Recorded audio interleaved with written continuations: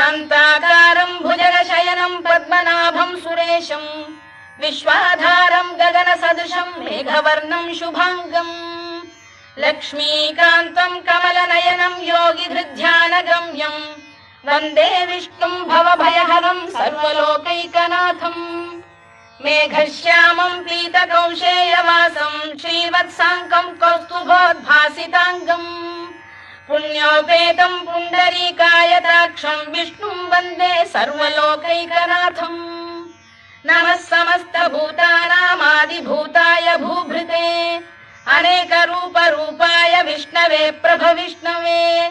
सशङ्खचक्रं सकिरीटकुण्डलं सपीतवस्त्रं सरसीरुहेक्षणं सहारवक्षस्थलशोभिकौस्तुभं नमामि विष्णुं शिरसा चतुर्भुजम् छायायां पारिजातस्य हेमसिंहासनोपरि आसीनम्